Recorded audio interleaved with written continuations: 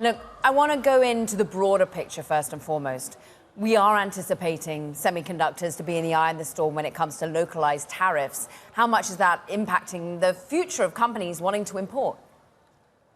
Well, that's a great question, Carol, because the administration, while it has spared chips imports from the country-by-country tariffs, we are now expecting Donald Trump to sign an order in the next week or so, putting tariffs on semiconductors as a category, no matter the point of origin. And the countries will have to negotiate individual levels perhaps after that.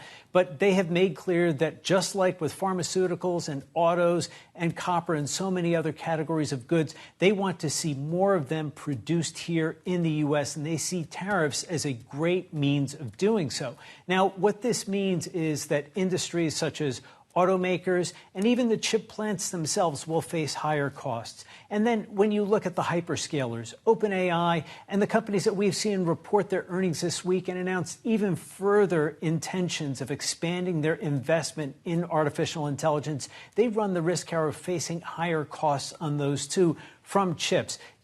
Chips are one of the biggest inputs that these hyperscalers face in terms of cost, and adding up to a 25% tariff would be tricky. Now, we've been anticipating this since April when the Commerce Department opened its investigation into whether tariffs were called for. It's under a so-called 232 process. It would be on sounder legal ground than the reciprocal country-by-country tariffs. We will have to see what the timing looks like and whether or not they carve out any exemptions as well, including for semiconductor manufacturing equipment, which is key to expanding here in the U.S. as well.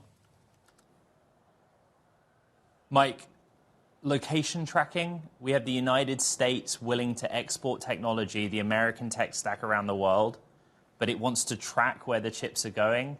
Can you explain that one to us? Yes, Ed, and it really is central to the administration's plan to try to expand the American tech stack, especially advanced AI chips. They want to be able to sell those more broadly and more widely, including even into the Chinese market. We saw the promise to loosen restrictions on those H20 chips. But it's more than just China. It's being able to sell those semiconductors across the Middle East.